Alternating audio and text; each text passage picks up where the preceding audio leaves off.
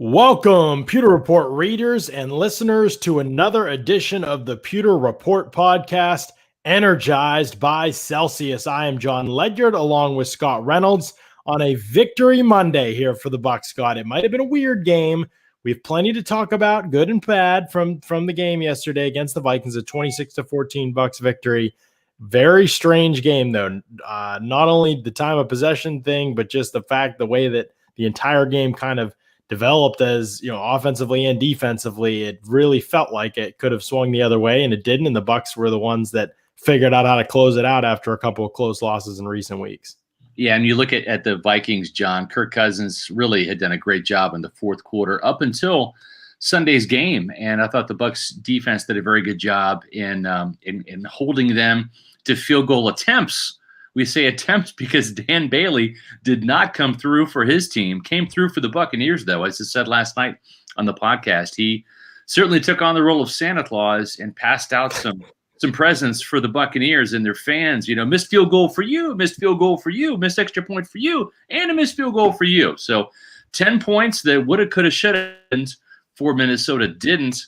That ended up playing a big role in this defense. But Tampa Bay's defense gets some credit for keeping the Vikings out of the end zone. And I think that's a good sign moving forward. It's always better to try to give up field goal attempts than touchdowns. And so maybe the Buccaneers making some strides there. But John, our podcast, as always, is presented by our friends at Celsius. Let's go.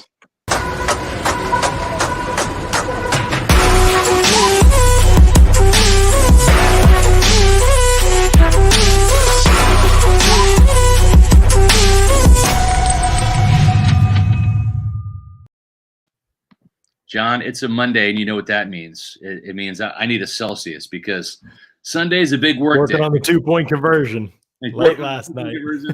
And Sunday's always a big day. I don't get a lot of sleep. I got to wake up in the morning at 7:20 for WDE. Actually, I wake up at 6 o'clock, but I got radio at 7:20 with our good friends at WDE. So right around this time, I need a pick-me-up. And actually, I couldn't wait until today's Pewter Report podcast to have my Celsius. I actually had it at around 1 o'clock. So this is an empty can, but I tried new to me, not necessarily a new flavor, but the Fuji apple pear. And you know what, John?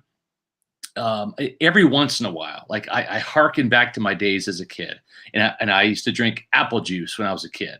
And so I kind of have like a craving for apple juice. It's just weird, but this thing right here is fantastic because it satisfies that craving. It's apple pear, but it's not tart and it's not too sweet. And the reason why, no sugar and no preservatives. So it's a fantastic flavor. I don't like all the flavors. I'm not shilling for all of the flavors, John. My favorite. It's orange. Grapes a close second.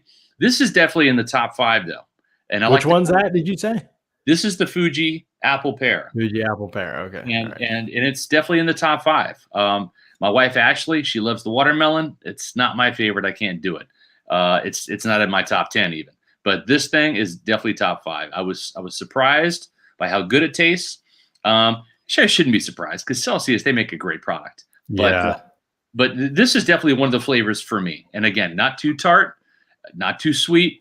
It's just got a great taste and flavor to it. So if you're looking for a new flavor, check out this version of Celsius for that fall. We're about ready to get into winter. It's still fall, so it's a great fall flavor. All feels like summer to me, brother. First week in Florida. I just forgot the seasons were a thing. I'm just gonna be honest. We don't really have seasons down here, John. We have hot and not so hot. That's right. That's really the change of the seasons. In Florida, winter is measured in days rather than weeks or months. Is what I always tell people. But so how can you find where to get Celsius? Well, they're available at local grocery stores like Publix, Target. You can get them at your local convenience stores in and around the Tampa Bay area and across the country. It's located in a lot of places. If you're looking for a specific location, you can go to Celsius.com, get on their store locator, and then put in your area code, and you can find out where Celsius is available. You can always do what we recommend. Go to pewterreport.com, click on the Celsius banners, take you to Amazon. You can buy the case and save some money. Yeah, absolutely. And we've had a couple people that have picked up some Celsius, including Big Earn. Big Earn was saying yesterday he wasn't feeling that well, and he was wondering if Celsius could help. We didn't have a medical opinion for you, Big Earn, but apparently just trying a Celsius, he says it cured him right up. He also said a Bucs win and a Steelers loss, God bless America. So that'll be the last time we hear from Big Earn for a while on the show.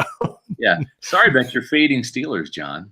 Listen, I would like to talk about the Buccaneers today. Let's talk about the Buccaneers. Although, let's just be honest, Scott, like there's such a difference. I've told you this, but there's such a difference covering the Buccaneers and covering the Steelers, I covered for years. And one of the big differences is the fans. If you say something negative about the Steelers after a loss, you just get destroyed. I mean, they are just used to everything working out pretty much. You know, the team has always been good. You know, they've had 3 head coaches. It's a great organization, and fans just kind of expect, and they think everything the organization does is great. And if you are critical of them, especially during an 11-game winning streak and an 11-0 start, and if you're like, I don't think they're the top team in the AFC, and I don't think they're really in the conversation, and they might not be number 2, fans kind of hate you. But with the Bucs beat, they win a game, and the fans are all like, oh, but the process was bad. And I'm like, well, I appreciate this. Like, they see the process and they know that matters for the result. But the problem is the result also helps. This is a team that is 8-5. And sometimes Bucs fans need to be reminded, like, yes, there are some issues and yes, there are some weaknesses, but this is still a really good football team. And you haven't had that for a long time. So like, rejoice, Bucs fans. Victory Monday is upon us. It sometimes feels like Bucs fans have a higher standard for the process than Steelers fans do, which is hilarious to me based on, you know, the way that the organizations have been in recent years. This guy right here, Jonathan, it's because we don't know what it feels like to be good. That's so true. Okay. And listen, there was a time and you know, listening to all the feedback on our PewterReport.com stories, right? Over the years, I've been on WDA. I've hosted shows, co-hosted shows. I've been a guest. I've heard from Buccaneer fans for well over 2 dozens, and I kind of got the pulse in this team, and it really crystallized for me in 2005. I went to the Bucs Packers game up in Lambeau Field, but I didn't go up in the press box. I went with Buc Fan Tours with a group of Buccaneer fans, about 100 fans, I think, and I wanted to sit in Lambeau Field and experience that environment, right? And I did. And there was a gentleman in front of me who kind of summed up, not all, but I think a pretty good semblance of what Buccaneer fans think and feel. And it's something like this. I was amazed listening to him. And it was a game the Buccaneers actually won. In the rain, Cadillac Williams had a big game. And in that game, it wasn't like, let's go Bucs, come on, let's do this. What he was saying was, no interceptions, guys. Don't fumble. You know, and it's just a different mindset. It's you're expecting the worst as a Buccaneer fan, and you don't want the worst to happen. Rather than being optimistic and come on, let's go, let's take it to them. It's don't lose. Rather than let's win. And it's just from years of being shell shocked, right? Of being the kid that was picked on, the kid that was bullied, right? For decades, right? There was another huge trench of losing before Tony Dungy came. The whole 80s really was just about a waste, including the early 90s. So the Bucs were the laughing stock, and then they became the cool kid, right? With the end of Tony Dungy and then John Gruden, and then after Gruden got fired, it's just been back to getting bullied, and so it's a mentality. And so I think Buccaneer fans, it's like, they're good again, but they want to be great again, and that's fine. That's great. We understand it because you were great once before, and you want to get out of suck so bad, and you want to get into great. But sometimes you got to go through good to get to great, and that's why, John, I predicted a 10-6 season this year for the Buccaneers, and I hope that they do better. I would not be shocked if this team is a one and done in the playoffs. I hope they do better, but I just don't see this team being Super Bowl caliber just yet. And maybe over the next 3 weeks, they grow and they show some improvement and they change, and maybe they change in the playoffs. But John, did you see a lot of change yesterday from this Buccaneer team? Not really. I mean, we'll talk about them and because it compares to the rest of the NFC and the state of the NFC. But, I say all that to then turn around and say, your concerns are probably validated as Bucs fans. In terms of the process for the Bucs, not a lot changed the other day. I mean, again, in fact, if anything, they were more run heavy on first down, even when it was not successful than before. If you take out the drive, obviously with 30 some seconds left or 20 seconds left in the half, that resulted in the field goal. Obviously, you're thrown in those situations. And you take out the drive at the end of the game where they're just trying to run the clock out and then kneel it down.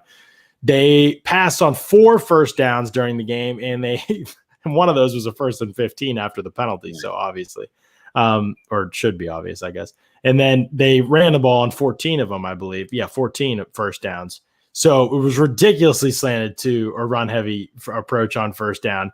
9 of those carries netted 3 yards or less. So remember, success rate for a first down at 1st and 10 is 40% of the yard to gain, by the analytic success rate.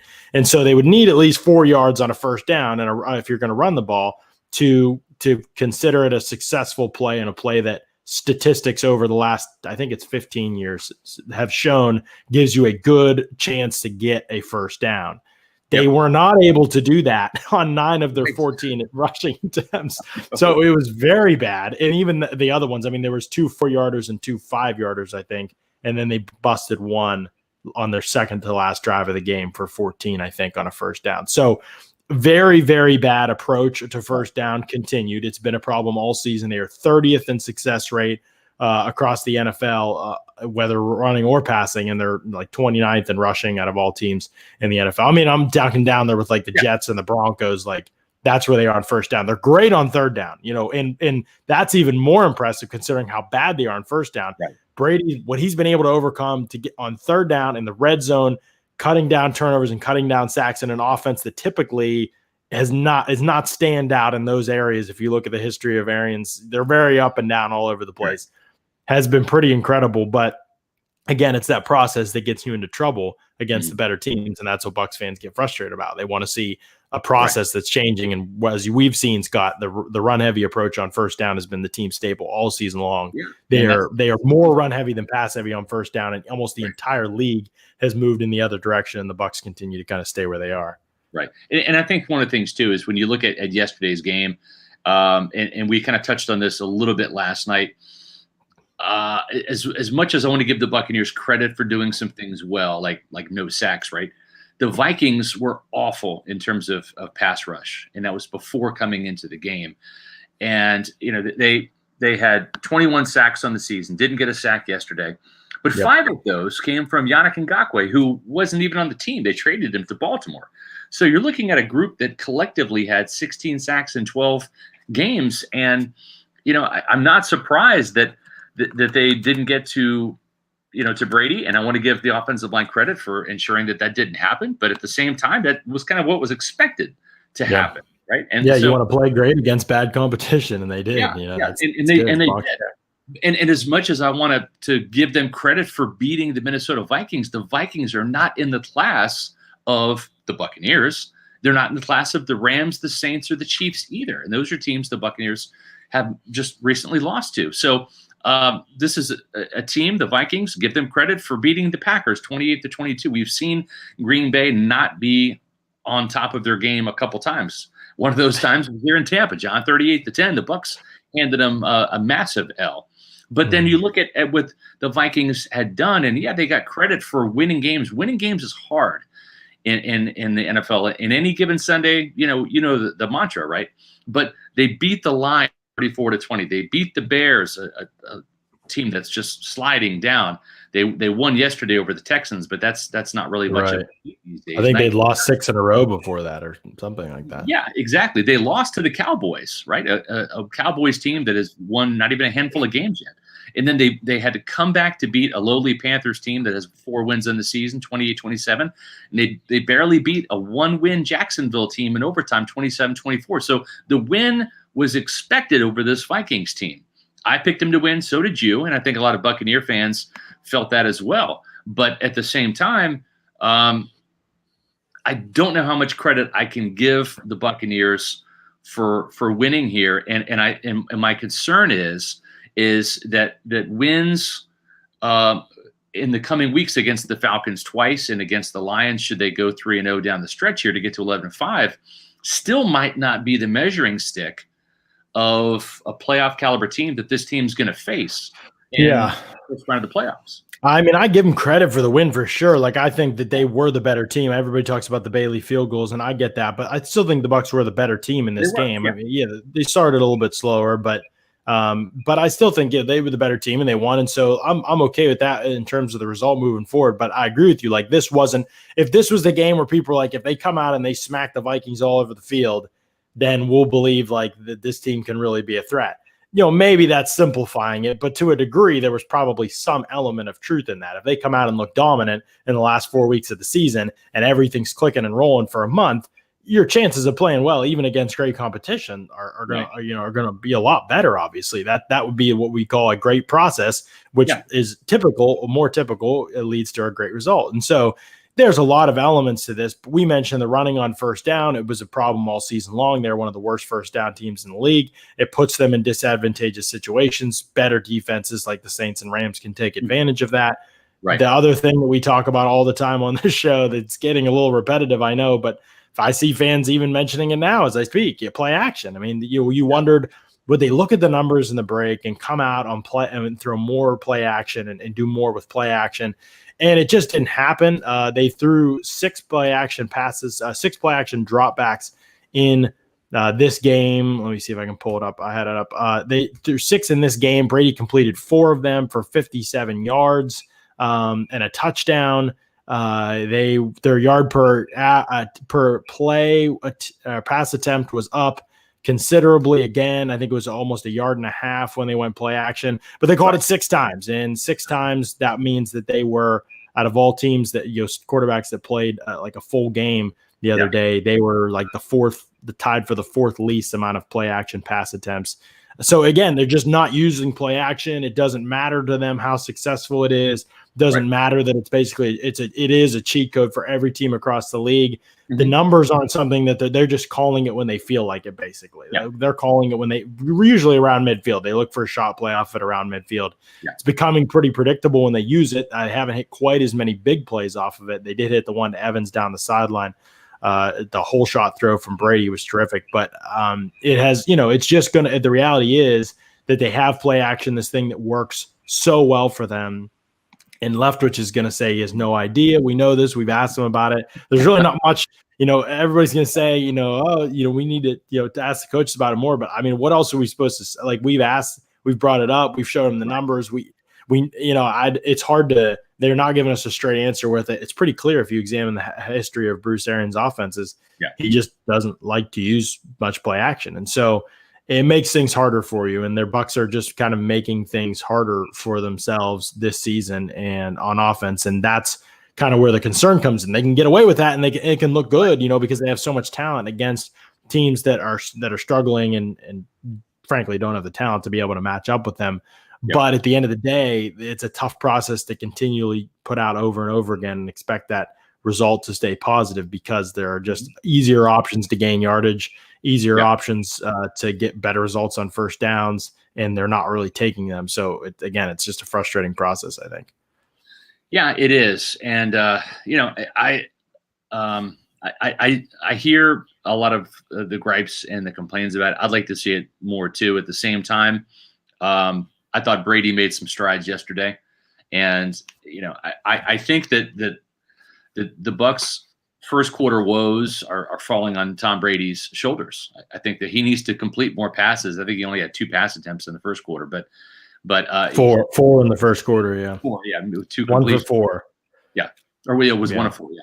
And I think that he needs to do a better job, right? As the definitely in this game. Yeah. Yeah. And I'm not blaming everything on him, but he's the trigger man of this offense. And he's the guy that can audible to a more favorable run or pass if he wants to. So I'm going to put the onus on him a little bit. At the same time, I'm going to give him credit for having 2 touchdowns, no interceptions, a pretty clean game from him outside of a couple of those missed throws. The interceptions, he's going to throw more interceptions this year in a new system, especially a system that's designed to take shots like this. That's been the MO for Bruce Arians quarterbacks in year 1. We certainly saw Jameis Winston take a quantum leap with 30 interceptions last year, including 7 pick sixes. But I think you're still going to see Brady end up with less interceptions than he's thrown in his career. I think his career high was 14. I could see him top out around there, and it's going to be half of what Winston threw last year. That's the big reason why they made the switch. But I think you're also going to see him end up with more touchdown passes than Winston and break that single season record. So I'm optimistic that next year will be a much better, smoother year, and you're going to have an off season where Brady and Leftwich and Tom Moore and Clyde Christensen and Arians can collaborate and really make some changes, because it's so hard right now, John, to this is a moving train, right? There's not a whole bunch of wholesale changes you can make offensively and defensively.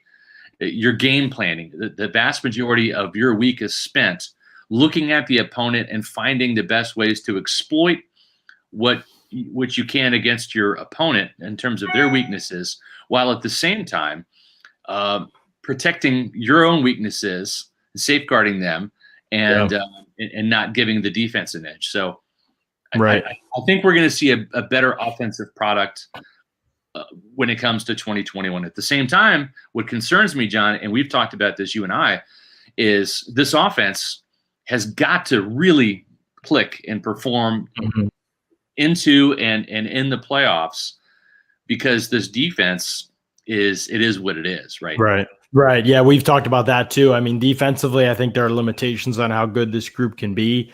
But offensively, yeah, what's was comforting to me about this is that other than the approach, in this game, at least, the approach on first down, again, still needs to change. I don't understand why they don't use more play action. What was good was that it felt like they were more diverse with the routes. And again, I'm yet to watch the All-22. It dropped right before we went live, I think. And so I've yet to really study that, but it felt like watching the game live and being at the stadium, there were some different route combinations and some things that they hadn't done before in that capacity. So maybe that helps and boosts things a little bit. If you think back through the game, there really were very few plays where the Vikings stopped them on any given play, where you were like, man, that's a great play by their secondary. Yeah. I mean, other than the incompletion to Scotty Miller on the third down right before, I'm trying to think, on the Bucs' third to last drive of the game when they went 3 and out. The only time they went 3 and out and since their second drive of the game. The incompletion to Scotty Miller was a great trap call and coverage by Mike Zimmer. But that was really, other than that, Brady missed the 2 early. Like I said, there was a miscommunication on the third pass of the game, or third pass of the game. Yep. And then he missed the 2 down the field. It could have been big plays. Other than that, it was like there was a couple drops. Mike Evans dropped one. Auclair on a gorgeous pass from Brady. Yeah, it was really it was pretty much whatever the Bucs wanted to do when they did have the ball. And they only had 46 meaningful offensive plays in this game, Scott, which is crazy. It is. And they put up 26 points. And so you only had the ball for 20 minutes. That's what I mean. 20 minutes of possession. Right. Honestly, if you want to say, oh, the offense should have put up more than 26 points, well, to be honest, that's probably on the defense, for letting the Vikings possess the ball and work it into Bucs territory, deep into Bucs territory on almost every single drive. They got to the Bucs 35 on almost, I think, all but one drive before the Cousins fumble, the strip sack by JPP. So it was really pretty, the defense was being dismantled and they rose up in the red zone, and I give them credit. But Buccaneer Bruce is mentioned here, and we appreciate the super chat from Buccaneer Bruce and from Big Earn. Super chat from Big Earn too. Thank you. Yes, for that, Big Earn. We will shout you out and say, I didn't understand Big Earn's comment, but if he can clarify, I will post it up here and I will talk about it, even though he talked trash on the Steelers. Buccaneer Bruce says, for the first time, I noticed Devin White loafed for an entire series. I don't know. I'm not sure about whether he loafed or not. I haven't seen that yet. I'll need to, like I said, I'm going to watch the tape, but I just, it's frustrating, Scott. I was texting you guys in the group chat. I'm rewatching the first drive of the game on a broadcast, and he just looks lost. So I'm going to watch the whole game. I know his Pro Football Focus grades, are obviously bad again. But let's face it, they're not exactly the biggest fans of Devin White either. Yeah, they've consistently graded him pretty poorly. Yeah. I've said that I don't think he's played as poorly as their grades, but I also don't think he's played very well. So, I'm not going to quibble about it too much. But the bottom line is, regardless of their grades, this is a guy that has to get better. And again, it's okay, there's limitations in coverage. We know that, but at least as a run defender, that was where most of the struggles were in this first two drives. And so, yeah, I mean, he's in year two, so I'm not writing him off. It's a hard position for sure in the NFL. He obviously has every trait that you want. He's physical, he's aggressive, he's smart, and there just doesn't seem to be like the instincts to read it out on a consistent basis. So, and you know what? And listen, I think everything you're saying and everything I've said, I've been critical of Devin White too. And I probed some of my sources at One Buccaneer Place and all parts of the building to get their take on Devin White, and not just White, but Sean Murphy-Bunting, Jamel Dean, Mike Edwards, Anthony Nelson, really that entire draft class from last year. And I don't want to give anybody a pass. I'm not trying to make excuses. And to be perfectly candid with you, Buccaneer fans out there, I didn't hear any excuses. I didn't hear any. I had to probe several people to kind of get them to admit that yes. And I even asked Bruce Arians today in the press conference, and he was the most candid of them all in terms of agreeing with my premise, which is this. At almost any level, whether it's high school, college, pro, certainly, the biggest leap that a player will make in terms of growth is between their rookie year, freshman year, whatever, their first year, and their second year, because they have their own footage on tape that they can go back and rewatch in the spring, and there's no game planning, and they can focus solely on what they did wrong and correcting their mistakes and working within their offense and defense and not having to worry about anybody else's. And that didn't happen this year. There was no OTAs. There were no mini camps. And players like Devin White literally lost 400 snaps in the offseason, 400 plays that he wasn't out there for, and Anthony Nelson and all the guys I just mentioned. And then you take into consideration the truncated training camp, 3 weeks instead of 5 weeks, and no preseason games. And there just wasn't that legitimate development time. And so I think that some of these guys have hit a wall developmentally. I think we saw that with Sean Murphy-Bunting. We've seen that with Devin White to a degree. I think Anthony Nelson's gotten better, but he certainly hasn't made any breakthroughs as a pass rusher. I thought he had some good rushes yesterday, but this is a guy that still has yet to get his first NFL sack. And he's been getting plenty of playing time this year. So I think we need to just – he's having a heck of a year. I don't know, Scott. Well – he's having a heck of a year for not having an offseason, not having training camp, not having a preseason. That's kind of what I'm saying is I'm not trying to give these guys a pass. I'm just trying to explain why we haven't seen more from them and why they haven't really taken their game to the next level, because they haven't had the opportunity to. This is a train. Once the season comes, there's not a lot of developmental time. The 75% of the effort is put into the game plan for that week. And the fundamentals and correcting some of those things, it just doesn't happen because everything is matchup oriented. You're studying your opponent, not yourself, on a week-to-week basis. See you, Viking Jerome. Thanks for stopping into the Bucs podcast to just continue to wallow in your loss. Must suck. No, I think that you're right in some ways. Like year two is big. I mean, year two, it should matter. And that development time that they didn't get definitely plays a part in it. But I mean, at the same time, as right as you are, it doesn't mean that there are still concerns, obviously, with not only with him, but like Anthony Nelson, for example. Like, Bruce is blowing him up today, and I don't even have a problem with, like, for a 4th round pick, Anthony Nelson's fine. He just can't be your number 3 edge rusher. Like, you can't be. You have an older edge rusher in Jason Pierre-Paul that you'd want to, kick inside situationally. Like, you'd like to do more things with him, get him matchups, and you just can't do that. You don't have a 3rd guy right now. And so Anthony Nelson just played a career high in snaps. I know he kind of reached over a guy and almost knocked the ball from Cousins, but he didn't win the rep. It's just kind of Cousins' facial awareness. So again, it's like I don't know what the upside is with Anthony Nelson. You can't go into next year and be like, this is the guy. Like, this is when JPP retires after next season, like he's going to take over. And like, no, it's not in the cards for Anthony Nelson. We know who he is. And I like to have him on the roster, but and I think too, right? These guys are all on their rookie deals, and I think the telltale sign will be we've had a football season this year, so we will have an off season next year, right? They've navigated COVID, they've got all the procedures in place, they're practicing right now, so there will be OTAs and mini camps. There will be a more normal training camp. We'll see if there's going to be preseason games. That's going to be determined between the league and the Players Association. I would suspect we'll have some preseason, maybe 2 games rather than 4. But I think that the growth that takes place between this offseason coming up and next year will be a better determining factor about the future of some of these guys in Tampa for the long haul. In other words, Right. the growth that we were supposed to see this year that hasn't really happened, if it doesn't happen between next year and between next offseason and next year, then I think that's cause for some real concern. Right. You're definitely not ready to give up on somebody like Devin White or anything like that. Just wish he was better this year. And the fact that he isn't this year and probably won't be this year means that the Bucs have that hole. And again, if they're not going to take him off the field, I mean, he's played every snap for 9 straight games.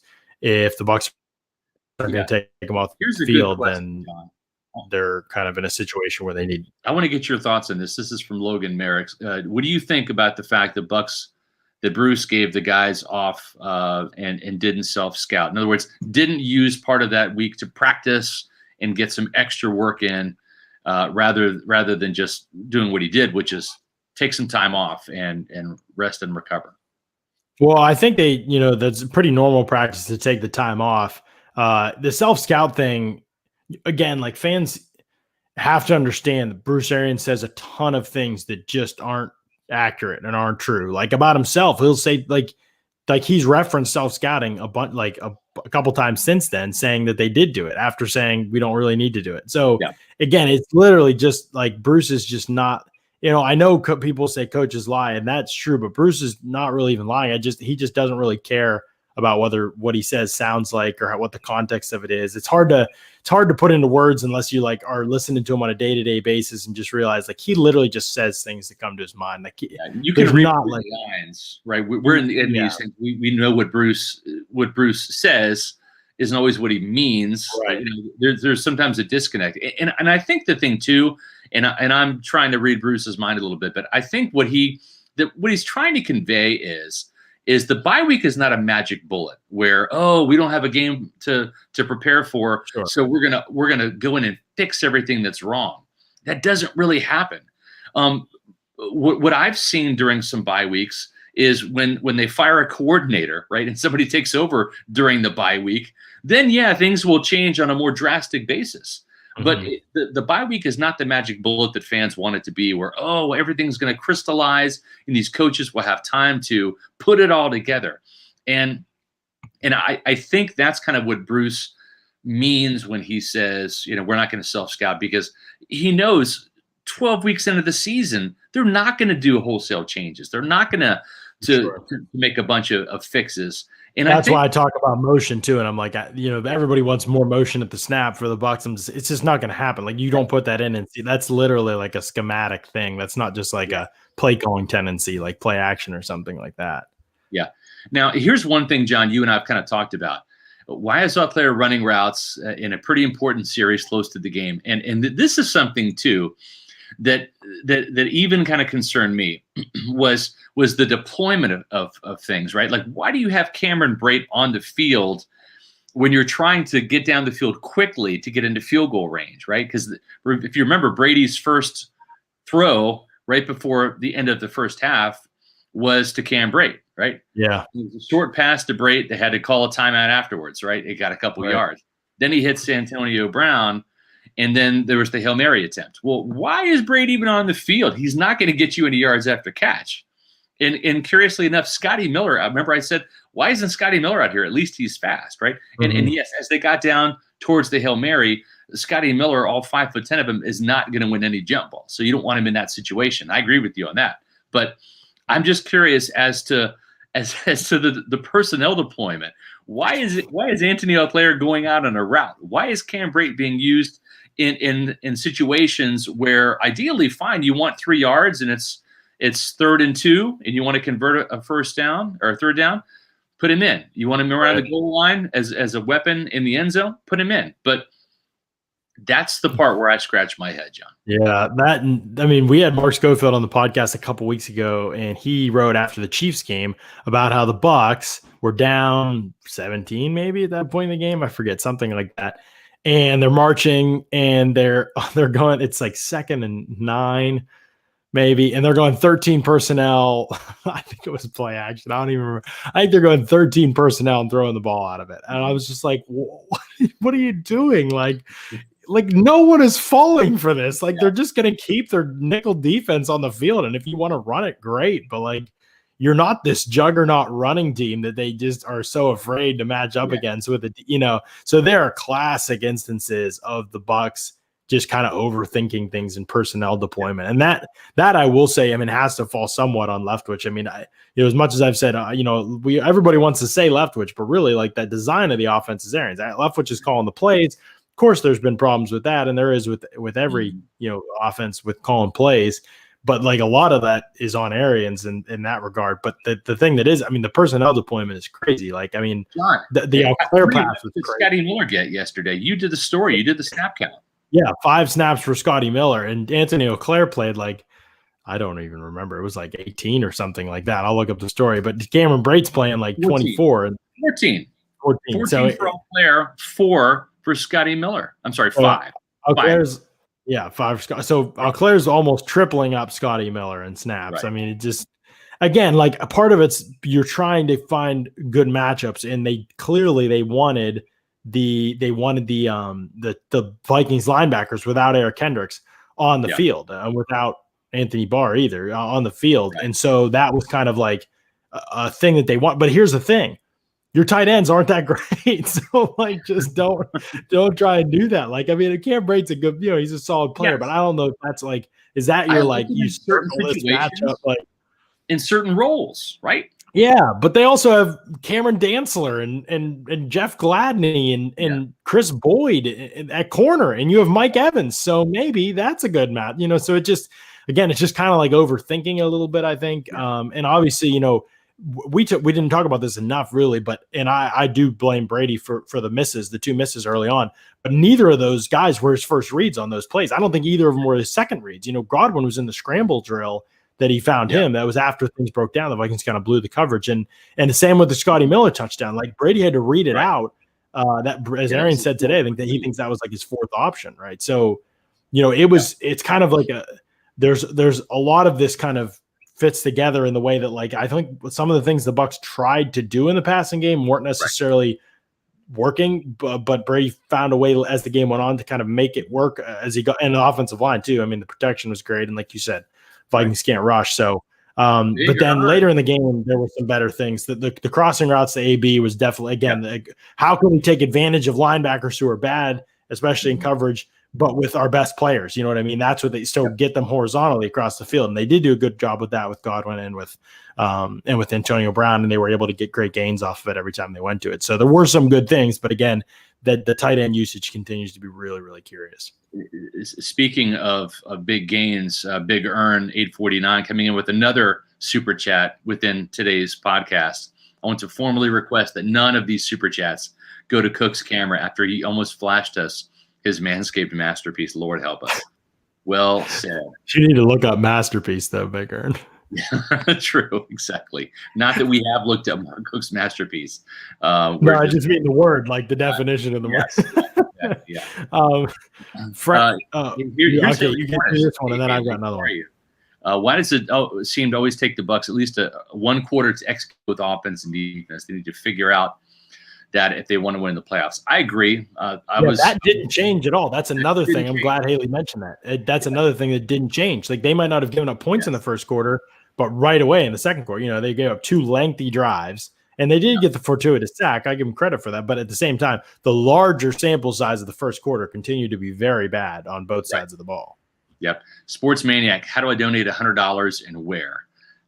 If you don't know how to do it with the super chat feature on YouTube, what you can do is there's like a little dollar sign in the corner. Yeah, you can do that. We'll gladly accept that. And if you want it to go towards Cook's camera, we can put it there, or we can put it towards our constant revamps on PewterReport.com and the Pewter Report podcast. We'll be getting new cameras, whether you all like it or not, after the first of the new year. So maybe in time for the playoffs, we'll see what Santa has in mind. But that's how you do it. Or if you want, you can go to PewterReport.com, and we've got our donation button there. You can click on PewterReport.com /donation at any point in time, and you can contribute $10, $25, $50, $100, or whatever denomination you want to as a one-time donation. You can also join our monthly donation list, and we've got a bunch of subscribers that do that and give us a monthly donation on a monthly basis. Starters, $3 a month.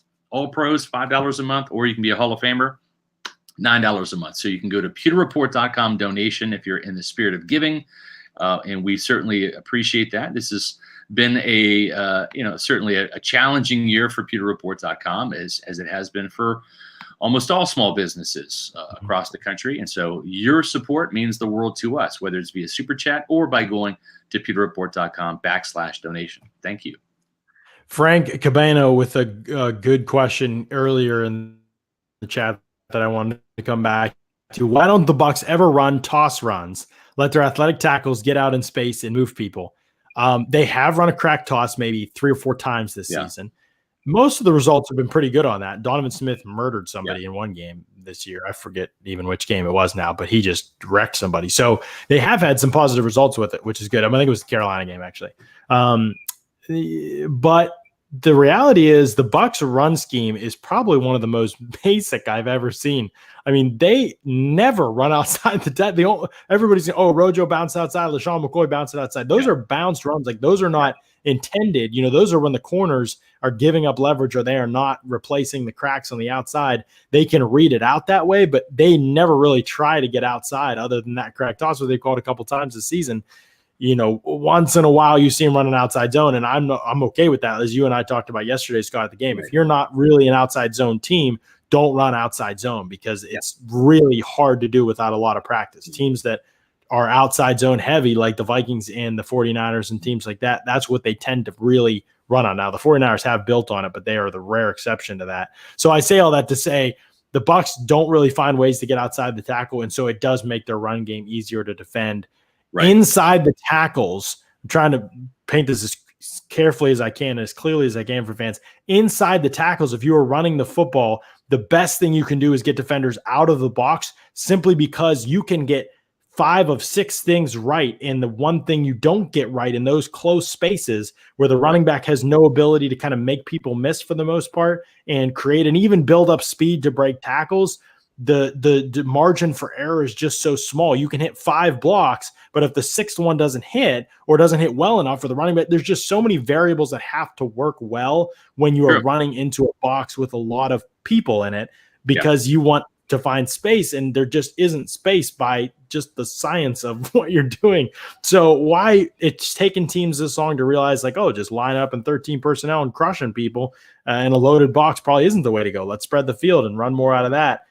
That's so when I see the Bucs have played, 3 tight end sets for a majority of the game, and you wonder why they couldn't run the football outside of like 2 plays, and 2 of those were improvised bounced runs, because the Vikings corners just were totally out of whack. I mean, rookies that were totally out of whack. That the LaShawn McCoy bounce outside was because the corners were bad, and Rojo on the first play or one of the plays in Bucs last scoring drive, second drive of the game, was because of that. But when you're talking about within the context of what the Bucs were trying to accomplish in the run game, they're very easy to defend, and they had very low success rate even against the Vikings within the context of their scheme. And it's not because their offensive line sucks, and it's not even because their running backs aren't that great, although that's been a problem over the years. It's really because the scheme is just predictable, and it's harder to be successul where they try to run. You know what's so predictable too is this team, for as much between the tackles running as they do, they will go into 12 and 13 personnel and then run between the tackles with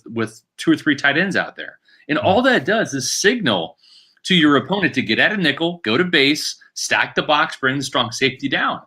And so, if you want to play action off of that, okay, but you've got Brate and Alclair in the game, and they're not guys that are going to contribute a whole bunch in the passing game vertically, right?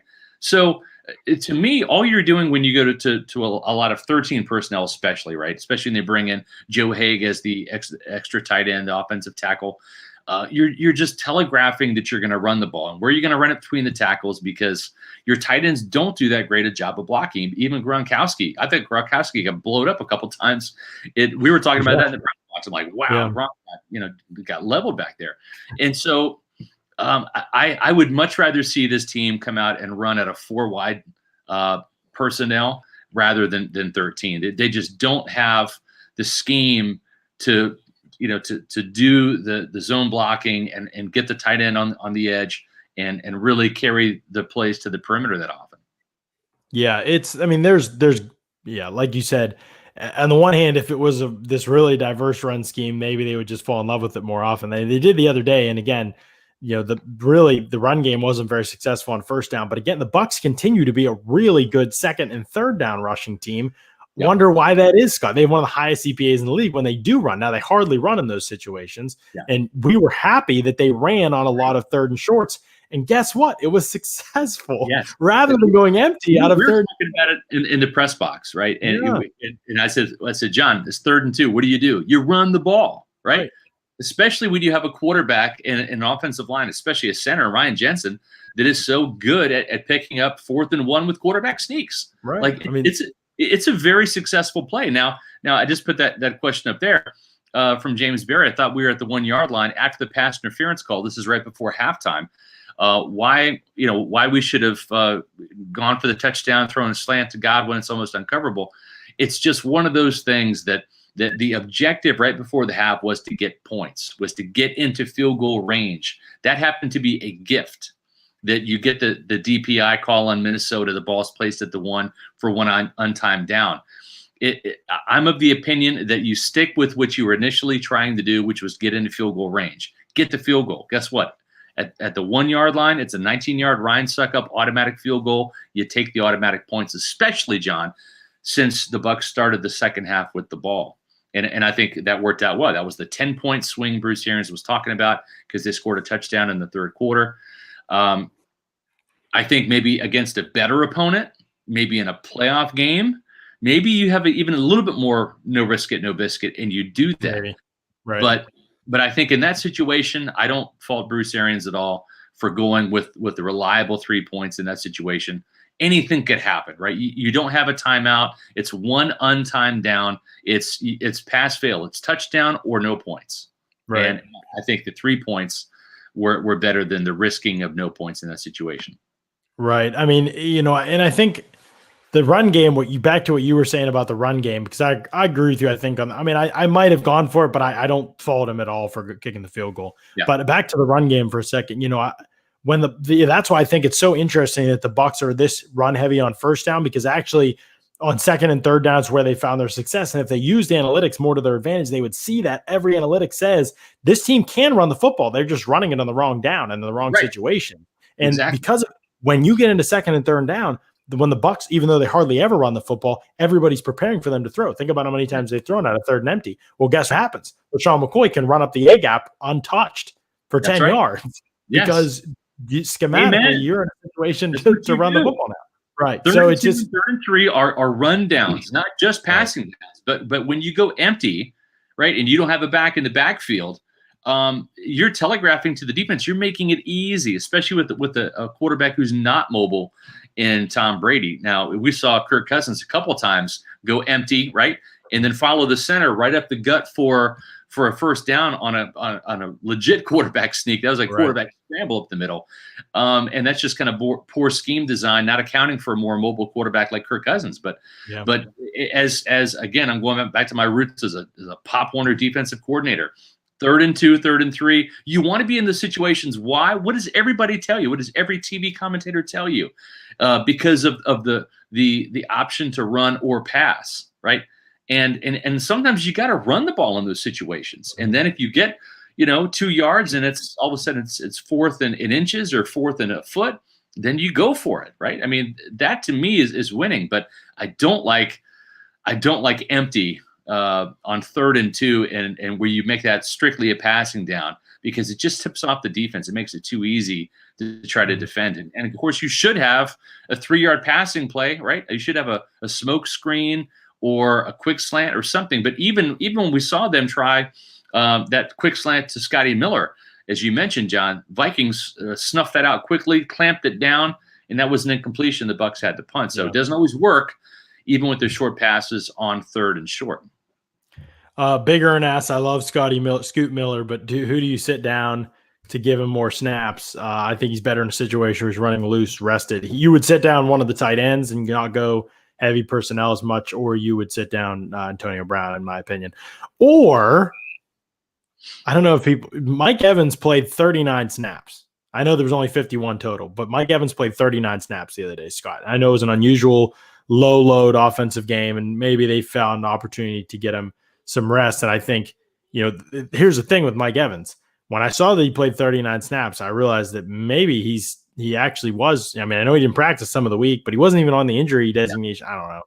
But anyway, maybe he's 100%. I'm trying to watch on the tape. I did notice him, he had a block on one play and he kind of fell off of it at the end. And it just wasn't a typical Mike Evans effort. And then he was kind of just shaking his head, walking away. I just wonder if he's banged up. We'll have to see his injury, his status in practice the next couple of days. But again, it's kind of okay, Mike Evans has kind of had all these lower body injuries kind of all season long. And so you wonder if eventually it's going to change some things with how much does Scotty Miller get in there? Because Scotty Miller is closer to what Mike Evans does than any other Bucs receiver. I know that's going to blow people's minds because Scotty Miller is small. And but I mean, those guys are the deep threats, John. Both of those exactly are the more vertical receivers, And Scotty Miller is more of an X than Godwin can play any spot, but ideally Scotty would plug in for Evans if he couldn't play. Yeah, and I agree with you. I don't know that Mike was at 100% yesterday. He certainly didn't look like his usual self. But who's always percent, John? Briar Greaves Insurance. Always at 100%. A lot of homeowner companies, they're canceling. They're not renewing the policies. Folks, that happened to me. This is a legit situation that happened to me. And sometimes those companies, if they're not reputable, or they're not one of the main companies, they're going to leave Florida and they're going to increase your premiums significantly. So, do what I did. I called Briar Greaves. I listened to Mark Cook. He said it for weeks, and I finally sunk in. Called Briar Greaves. I spoke directly to Briar and Sam. Both of those guys gave me the personalized touch and the information on the best rates possible. Whenever I want to contact my insurance agent, I literally just emailed Briar and Sam about 2 minutes before the show, John. And when they replied to me? About 2 minutes into the show, right? 4-minute lag time. That's it, right? I mean, that's uncommon for insurance providers, but that's the type of personalized service that you're going to get at Briar Greaves. They're family owned and operated. They've served Tampa Bay for over 30 years for auto, home, boat, life, commercial, flood insurance needs. John, you just moved to Florida. I know you are this week. I'm sure you're going to call Briar Greaves and have them give you a quote for insurance. And they can do that for you too. So Buccaneer fans, Pewter Report readers and subscribers and listeners and viewers, heed me. Go to BriarGreavesInsurance.com. Give them a call at 813-876-4166. 813-876-4166. They're going to want to talk Bucs football with you. Isn't that a cool thing, right? To have your insurance guy Bucs football with you. They're proud sponsors of the Pewter Report podcast on PewterReport.com. Give them your business. Help support the companies that help support us. So we appreciate their support, and we appreciate you going to BriarGreavesInsurance.com for your insurance needs. We got to talk about the NFC, Scott, and the Bucs place in the NFC to close out this show. People are going to look at the Saints' loss, but Drew Brees wasn't there, and I agree. I don't think the Saints are some juggernaut like I kind of consider the Chiefs, right. But I do think they're the best team in the NFC right now, and we'll see when Brees gets back what kind of conditions he in. How did the layoff affect him? Brees really wasn't too great this season. I mean, obviously looked great against the Bucs, but the second time around. But I mean, he wasn't like he was lighting up the league before he went out either. So I think the back that's in his last year in the NFL, John. Yeah, right? He does. Right, he does. And the limitations for him are way more significant than people like to put them on Brady because he's the old quarterback that's playing right now, and he's the GOAT. So everybody's kind of waiting for him to fall off and hoping that he does. But the limitations for Brees are more real. So I say all that just to say I think the Saints are the best team, but I don't think it's impossible to beat them. Bucs obviously haven't gotten the job done and even come close to the two times that they've played them, so there's reason for concern there. The Rams, to me, are the second best team in the NFC, but I know some people will still clamor for the Seahawks, and a lot of people will clamor for the Packers. I just don't think that the Packers defense, I mean, they're so bad. I mean, the Lions were giving them a run for their money, and I think the Lions are probably one of the worst teams in the league right now. I mean, Chase Daniel's in, and he's still completing a few passes. So I don't know what to think about the Packers, to be honest, Scott. I could absolutely see them representing the NFC in the Super Bowl, or I could see the Packers being the surprise team bounced in the first round of the playoffs. Rodgers' worst game of the season by far came against the Buccaneers. Yeah. I don't know. I remember last year, 49ers, they schemed up a ton of pressures. They affected Rodgers significantly in the regular season. They destroyed the Packers. Yeah. Everybody thought when the playoff game come around, this time it'll be different. And it just seemed like the same stuff worked against him, and they wrecked him. And so I don't know. I don't know what's going to happen. But I'm just saying if the Bucs draw that matchup, it's better than drawing the Rams or the Saints, in my opinion. I think the Bucs can beat Seattle. Seattle's offense has been a little bit unpredictable lately. And I think the Seattle's defense is one of the worst in the league. I know the Jets didn't do anything, but they're the Jets. And so, yeah, I mean, I think that there's the Arizona's obviously been struggling significantly lately. Washington has a really tough defense, but I mean, come on, like that offense. Their offense does not scare me one bit. You're talking about the Washington football team, 193 yards yesterday, John. We saw Alex Smith leave after completing 8 of 19 passes for 57 yards and 1 interception. And yeah, the Washington defense put 2 touchdowns on the board against the 49ers. Yeah. Chase Young, a 47-yard fumble return, and then Curl with the 76-yard interception return on Nick Mullins. And listen, as great as the defense was, the 49ers still amassed 344 yards of total offense. So I do think it's going to be really interesting. One of the games I'm looking to see next week for the NFC playoff picture is Washington against Seattle. And now Washington's won 2 games. They beat Pittsburgh. They beat San Francisco. Can they beat a really good team in the Seattle Seahawks at 9-4? And if they do, somehow that Washington team is not a team that I would like to see the Buccaneers play necessarily. What type of teams have given the Buccaneers problems? Teams with really good defensive lines. Chicago, New Orleans, right? Kansas City to a degree with Frank Clark and Chris Jones up front. Yeah. And even the Rams, right? I mean, I thought they played okay against the Rams, but they still have Aaron Donald, still have Leonard Floyd. But if the Buccaneers somehow get up to number 5 in terms of the playoff seed, they're going to be playing the winner of the NFC least. And right now, it doesn't look like it's going to be the Giants. Washington right now has, I believe, the easier schedule. If they can get past the Seahawks, they finish against the Panthers and then on the road against the Eagles. And we'll see if the Eagles are for real with Jalen Hurts. But the Giants have got the Browns next week at 9-3, the Ravens, who are 7-5, and then they finish against the Cowboys. So I could see the Giants losing both to Cleveland and Baltimore, and then maybe getting a win against the Cowboys. But right now they're a game behind Washington. So look out, John. The Buccaneers, who have been entrenched in this number 6 playoff spot for a while now in terms of the number 6 seed in the NFC, they could move up to number 5 depending on what happens. The Seahawks finish the season. Again, we talked about that at Washington, and then they've got 2 big NFC West opponents, the Rams the next week, and then the 49ers. So it's interesting. That whole NFC West playoff picture, John, is not going to be decided, I think, until week 17, because right now, all 3 of the top teams in the NFC West, the Rams at number 3, at the number 3 seed, Seahawks at number 5 seed, and right now, due to the Vikings losing, the Cardinals are the number 7 seed. Really interesting happenings as it pertains to the NFC West.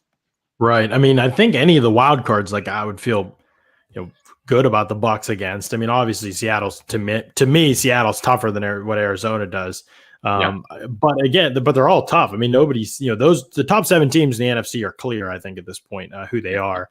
And I think it'll stand pat for the playoffs too. I don't think anybody will fall off too significantly, but I think that the Bucs do. Yeah. Terrence says we do not want to play Washington in the playoffs. Well, I mean, you don't want to, here's the reality. Playoffs are playoffs, and you got to play good teams. And so you better buck up, and that's kind of how it is, no pun intended. And so I think that, Tampa Bay they've got to it is about matchups to a degree, but everybody's good, and you obviously would rather play Washington than anybody else in the NFC. Like I don't know how people could debate that. And I mean, you want to play Alex Smith or Dwayne Haskins, you want to play Russell Wilson or Kyler Murray, or Aaron Rodgers. I want to play a team with the worst quarterback pretty much every single time. And so, I tell you, John, there was, the last Buccaneer playoff game, right, was against, and they were the Washington Redskins back then. And that was in 2007. The Buccaneers, who had won the NFC South, they had a home playoff game against Washington. It was a wild card team. And the Redskins won 17-10 that day. And that was one of the greatest defensive performances by the Bucs. Washington had 120 yards of total offense that day. Tampa Bay had 243 yards. And, you look at Chris Sims had 2 interceptions that day. And I believe the great Chris Sims. Get him. Yeah. I'm trying to see who scored those touchdowns. Well, wasn't Washington the game like 1999? I'm trying to remember. As a kid, I remember watching it. I mean, we didn't even have cable. We had to mess with our antenna and pick up one game back when it was on ABC or something in the playoffs. Didn't they like block a field goal, the Bucs, late in the game or something like that? Wasn't that 99? Yes, the very close game. Mike Allstott had a touchdown, but the game I'm referencing, it was really Washington's defense with those 2 interceptions. Marcus Washington, the linebacker for Washington, he recovered a fumble, had a fourth quarter interception. Right. LeVar Arrington had an interception deep in Buccaneers territory. And Sean Taylor, that's who I'm thinking of. Sean Taylor returned a fumble, 51 yards for the opening touchdown. And that was a rough game. So as you said, John, it's the playoffs. Anything can happen. That was a playoff game that the Buccaneers were supposed to roll over the Redskins, and they didn't that day. It was kind of some fluky plays that did the Buccaneers in. Washington's defense, very much like they did yesterday against the 49ers. A couple of defensive scores, and that was enough to get the job done. Man, I'm remembering this 99 game, man. I was like 8 or 9 years old during this game, and oh man, I just remember the end of the game. This was when the Bucs D was great. They had Washington had the kickoff return for a touchdown, and that was the only touchdown they had in that game. I just remembered. But yeah, that was a fun game. Anyway, there's playoff history there, so that would make it interesting if that is the matchup that ends up happening. But what has to happen so the Bucs are entrenched in this 6th spot right now, and trying to remember this. So the Bucs would have to have Seattle has to lose some games, right? Isn't that kind of where we're at? Yes, right now the Buccaneers are. So the Bucs are cheering for Washington next week to win. Yeah, they're 8-5. Seattle's 9-4. So Seattle has a 1-game lead over Tampa Bay. I'm not exactly sure about the tiebreakers right now. You look at the conference record. It would be conference, yeah. So Bucs got to win out. Seattle is to lose. If Seattle loses another one in the conference, then it would get interesting because both. Yeah. For example, if the Buccaneers beat the Falcons, then they would be 3-2 in the division, which doesn't really matter, but they would be 6-4 in the conference. If the Seahawks lose to Washington on Sunday, then they also would be 9-5, and they too would be 6-4 in the conference. So it would go to another tiebreaker for that to see if the Buccaneers could vault them to get up to the number 5 seed. So it'll all be figured out here sooner rather than later. So Rams got to beat the Jets next week and got to beat Seattle when they play in week 16 and then take care of business against Arizona. Well, maybe at that point they might have it wrapped up. I don't know. But okay. So we're Rams. So Bucs fan, they're cheering for the Rams, cheering against Seattle. Victory. Yeah, that's it, Terrence. Exactly. Yeah. Right. So it was going to be interesting. There's a lot to shake out. I'm just excited. We're talking about playoffs, Scott. Talking about playoffs. I know. Yeah. December. And we're talking about playoffs rather than which top 10 draft pick the Bucs are vying for. Which are they going to be in contention for a top 5 pick or a top 10 pick? So it's actually fun that this narrative has changed, and I'm not saying that your arrival in Tampa, John, has anything to do with that. I'm not suggesting by any means that Trevor Sikkema, his trip to Carolina, which has kind of meant the demise of the Panthers organization, has anything to do with it either. It might have a little bit more to do with Tom Brady and Rob Gronkowski and some of the moves the Bucs have made. But John, it certainly is fun. And you again got to experience Raymond James Stadium for the first time yesterday.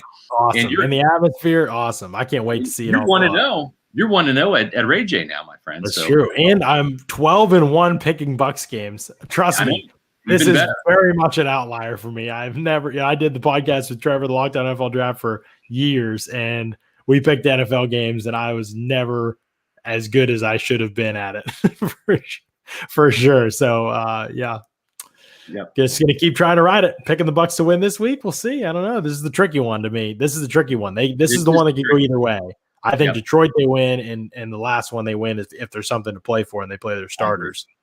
But and I agree with Raymond P. We used to, at this time, we were all about draft study, at this stage of the game. So it's nice to actually have the Buccaneers mentioned in that playoff picture.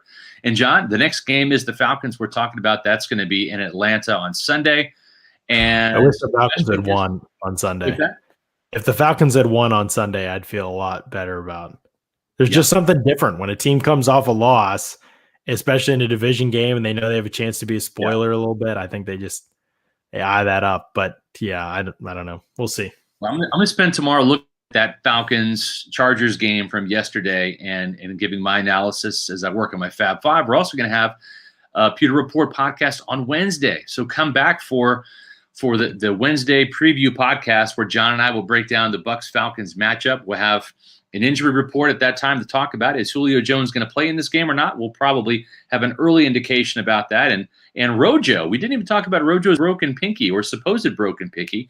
We'll get an update on that. Now, Ronald Jones did play after the supposed broken pinky, and maybe he'll have some pins put in his finger like Chris Godwin did, and they'll tape it up. Maybe he can play as well. Maybe he'll be out. Maybe we'll see Leonard Fournette back in the lineup on like a necessity basis, John. We might have a Leonard segment in next Sunday. We need to replace it with something. We might have a positive LaShawn segment coming. We might, yes. But we'll keep you posted. Stay tuned to PewterReport.com for the latest on Rojo's apparent broken pinky. And go to John. You got a Bucs briefing for us this week. Yes, we're talking Bucs pass rush and the revival that happened against the Vikings and how it happened. So make sure you're checking out Bucs briefing tomorrow morning. It'll be up definitely before noon. And so Scott did a great John impression. Terrence says that was actually really good. I'm not gonna lie, that really sounded like my voice. That was impressive. The great thing is we'll be back in just about 48 hours for the next Pewter Report podcast. Make sure you go to YouTube, Bucs Fans, and hit the subscribe button when you go to Pewter Report TV. That's where you can find us on YouTube, Pewter Report TV. Hit the subscribe button, also the notifications button, and we're going to have podcasts on Wednesday. John, do you have a guest lineup Thursday for nobody yet? For the podcast? Nobody yet. We'll see. All right, but John will be here Thursday. I won't be, but John will be with a guest. Maybe we'll get Greg Allman, right? Maybe Greg or Rick Stroud or we haven't talked to those guys, any of them all season. So. Yeah, so maybe we'll get another Buccaneer perspective for you here on the Pewter Report podcast. Just throwing out some names, but we appreciate you guys tuning in. John, take us out. Yeah, we got the big Bucs revenge game. That's going to be the topic on Wednesday. Raheem Morris and Dirk Cutter with a chance for revenge. What a plot line. We're excited to bring it to y'all Wednesday at 4 p.m. We'll be back. We'll see y'all then. Thanks so much for tuning in to another edition of the Pewter Report podcast. Out.